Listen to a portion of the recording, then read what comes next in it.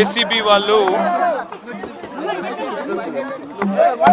వాళ్ళు దాదాపుగా మాట్లాడి అన్న ఇక్కడ మాట్లాడి భయ్యా ఏసీబీ వాళ్ళు అన్ని ప్రశ్నలు ఏవైతే అడిగారో వాటన్నిటికీ సంతృప్తికరంగా నాకు ఉన్న అవగాహన మేరకు నాకు తెలిసిన మేరకు వివరంగా సమాధానం ఇచ్చాను. వారికి పూర్తి స్థాయిలో విచారణకు సహకరించాను. అదేవిధంగా వారు మళ్ళీ ఎన్నిసార్లు పిలిచినా ఎప్పుడు పిలిచినా తప్పకుండా తిరిగి వస్తానని కూడా చెప్పాను.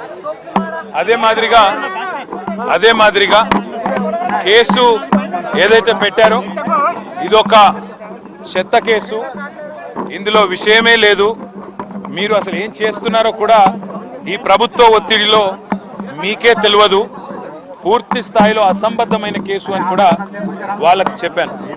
దాంతోపాటు నేను ఇంకొక మాట కూడా వాళ్ళని అడిగాను.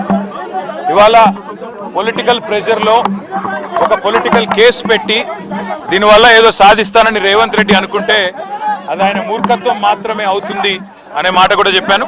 కానీ విచారణకు మీరు ఎప్పుడు పిలిచినా ఎన్నిసార్లు పిలిచినా వచ్చి పూర్తి స్థాయిలో సహకరిస్తాను అనే మాట కూడా వారికి చెప్పాను.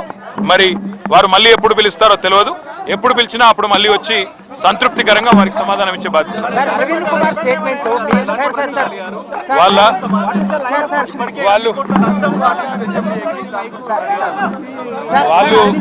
వాళ్ళు పాపం రేవంత్ రెడ్డి రాసిన 4-5 ప్రశ్నలు పట్టుకొని ఆ 4-5 ప్రశ్నలే 40 రకాలుగా అడిగారు. కొత్తది అడిగింది ఏమీ లేదు, కొత్తది ఒకటి కూడా లేదు. ఇందులో నేను అడిగింది ఒకటే, వాళ్ళను పైసలు ఇక్కడికి వెళ్ళి పంపించినామని చెప్తున్నా, అక్కడ పైసలు ఉన్నాయని వాళ్ళు చెప్తున్నారు, కరప్షన్ ఎక్కడ ఉంది అని అడిగిన సమాధానం లేదు. మీడియా మీద దాడెందుకు? ప్రాబ్లం ఏంది? ఇక్కడ మాట్లాడుతుంది ప్రాబ్లం ఏంది? ప్రాబ్లం ఏడుంది? మీడియా పాయింట్ ఏడుంది? ఎక్కడుంది? ఇక్కడ మాట్లాడితే ఏమి వచ్చింది? ఏమి ఇబ్బంది అయింది? ఏం ట్రాఫిక్ అలౌ చేయాలా? ఇక్కడ అన్ని బ్యారికేడ్స్ పెట్టి భయం ఎందుకు మాట్లాడితే మీడియాతో?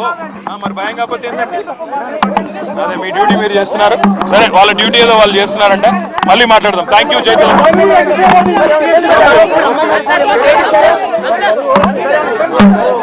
ప్రస్తుతం అయితే మాత్రం కేటీఆర్ విచారణ ముగించుకొని బీఆర్ఎస్ భవన్ కి వెళ్తున్నటువంటి విజువల్స్ మనం చూస్తున్నాం ఏబిఎన్ స్క్రీన్ పైన.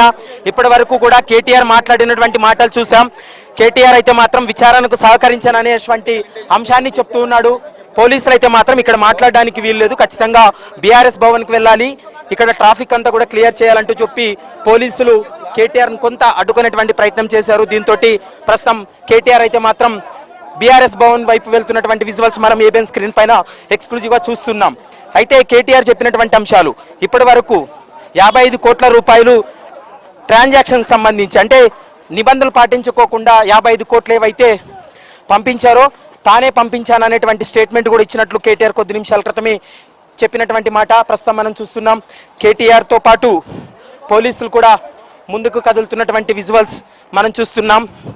ఏబిఎన్తో మాట్లాడినటువంటి సమయంలో కూడా కేటీఆర్ ఒక అంశాన్ని చెప్పడం జరిగింది. పూర్తిగా ఏసీబీ విచారణకు సహకరించాను, ఏసీబీ అధికారులు ఎప్పుడు విచారణకు పిలిచినా తాను విచారణకు ముందుకు తేజ ముందుకెళ్ళు. మన కెమెరామెన్ తేజ కూడా విజువల్స్ చూపిస్తున్నాడు. విచారణకు ఎప్పుడు ఆదేశించినా తాను సహకరిస్తానంటూ కూడా చెప్పినటువంటి మాట కనపడుతుంది. ప్రస్తుతం మనం విజువల్స్లో చూస్తున్నాం. కేటీఆర్ కాన్వాయ్ని కూడా ఏబిఎన్ స్క్రీన్లో చూస్తున్నాం. ప్రస్తుతం కేటీఆర్ని అయితే మాత్రం ఏసీబీ కార్యాలయం ముందు మాట్లాడవద్దంటూ కూడా west zone DCP Vijay Kumar అడ్డుకోవడం జరిగింది. దీంతో కేటీఆర్ కొద్ది నిమిషాలు మాట్లాడిన తర్వాత తిరిగి తాను వెళ్తున్నటువంటి విజువల్ మనం చూస్తున్నాం. దాదాపు 6.5 గంటల పాటు సాగినటువంటి విచారణలో ఏసీబీ అడిగినటువంటి ప్రశ్నలన్నిటికీ తాను సమాధానం చెప్పానంటూ కూడా కొద్ది నిమిషాల క్రితమే మీడియాతో మాట్లాడినటువంటి ముందుకెళ్ళు